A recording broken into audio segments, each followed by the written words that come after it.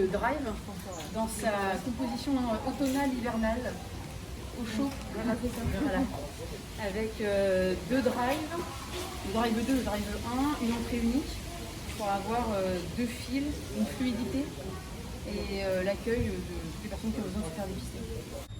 Donc là aujourd'hui on a pas mal d'internes qui prennent leur poste à partir d'aujourd'hui.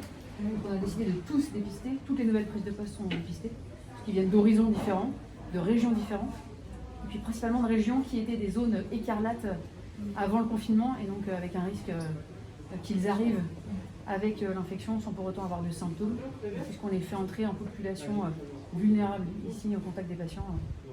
C'était une position prise par l'établissement pour faire le dépistage de toutes les nouvelles prises de poste.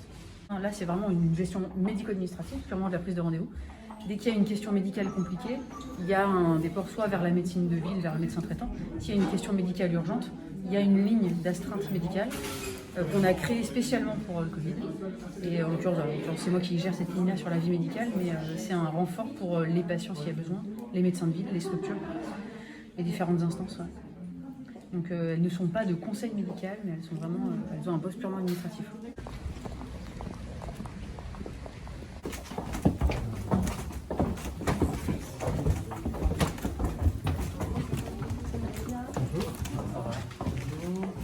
Ici, c'est la régulation, donc peut-être le plus simple, Henri, si tu vas expliquer un petit peu comment ça fonctionne et puis surtout ce qu'on a mis en place pour gérer la crise Covid qui commence chez nous à montrer des signes.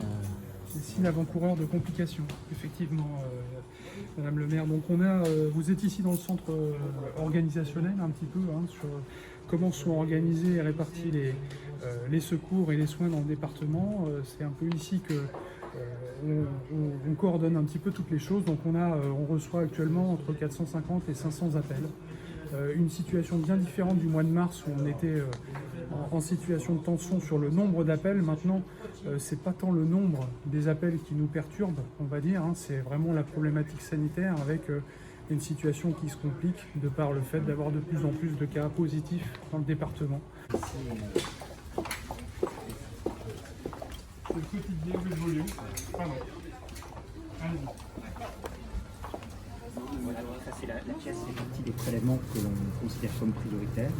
Et puis ce qui est rendu dans l'heure, puisqu'on dispose également de tests de biologie moléculaire rapide, eh bien, concerne les patients qui arrivent aux urgences de l'hôpital, avant hospitalisation, patients symptomatiques. Et là, on les dépiste par des techniques extrêmement rapides qui permettent, avant d'orienter le patient vers une unité de soins, d'avoir un résultat de statu quo. Sur la plaque échantillon. Et cette plaque échantillon est ensuite positionnée sur cet automate qui va permettre l'extraction des asymétries du virus.